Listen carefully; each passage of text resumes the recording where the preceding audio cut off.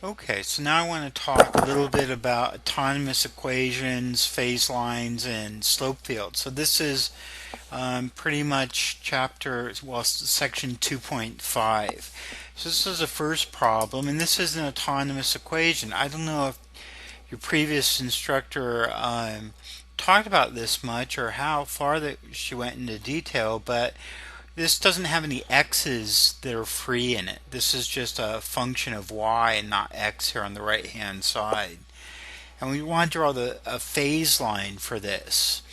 So we want to think about what's going on this with respect to y. So equilibrium points, notice that if y is 3 or negative 3, our dy dx stays the same. So we're going to have here at negative 3 and 3 are equilibrium points. So these are points, y values, for which we're just going to stay. Our slope field is just 0 at those points.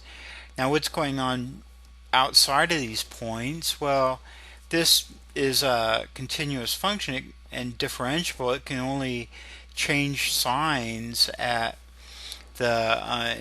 its zeros here if it changes them. So to the left of negative 3, I might try negative 5. And if I put negative 5, see this is y minus 3, y plus 3 by difference of squares. If I put negative 5, of negative times negative is positive. So I think in this problem they want you to drag these different symbols down here. And between negative 3 and 3, if I put 0 in here, it's negative. So maybe I'll just do that. And then to the right of 3, if I try, say, 5, I have positive times positive is positive. So I'm doing this. Okay. And this is the phase line of this. Essentially, in a direction field, or slope field, this is going to be the y-axis. So I'm going to say some things they don't really, this is all they want for this problem, but I want to talk a little bit about these autonomous equations. And that is this slope field here. So if I draw here's my y, and here's my x, and I draw the slope at each point, we saw that at 3 and at negative 3, those are our equilibrium points. So we had these horizontal lines here. And the slope stays the same no matter what x is if we're going right, left to right because it's autonomous. And then when we're less than negative 3 or we're positive, so our slopes are going up here. And then between negative 3 and 3, so maybe I should write there negative there, we were negative, so we're doing this negative in here, and bigger than 3 we're positive. So these are our slope fields. Now generally speaking, you use technology to graph these things, but you should try to get a feel for these as far as drawing them by hand, what's going on. And then as we get close here, these get closer to 0, these slopes. And right in here, these are negative still, but they're closer to 0. And then here again, if I want to be super accurate, I would draw these with some technology. But I can identify what's going on with this based on initial conditions.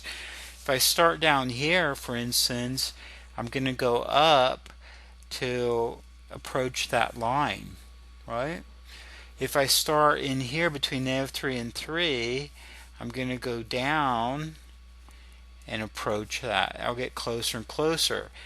If I start here, though, I'm going to veer off. If I start up here, I'm also going to veer off. So my curves are going to go like this and this. So that means that 3 here, this is what we call unstable, and this is a stable equilibrium. Okay? So as far as this goes, again, I don't know how much your previous instructor went into these autonomous equations, especially where you have polynomials on the right hand side. You can draw the equilibrium points where those polynomials are 0, And then you put these zeros on this axis, and between those zeros you're either increasing or decreasing, and then that gives you on your slope field, that's essentially the what's going on the y-axis. But as this doesn't change with x's, these slopes stay the same as I go from left to right. So this was unstable. You're veering off on close to this but not on the line. This is stable. You're approaching this line. Finally, I guess I should mention you could have something like this where here's the line and maybe here you're going up to it and maybe here you're veering away from it, or maybe I have something here where I'm going down to this and then here down again. These would be semi-stable. Okay, so there's unstable, stable, and semi-stable. So if I'm above, I'll get down, but if I'm below, I veer off. Here, if I'm below, I'm going up. If I'm above, I'm going up there. My derivative's not changing sign at those points. So that's more than you need to know for this problem. I thought it was a good opportunity to review. Thank you.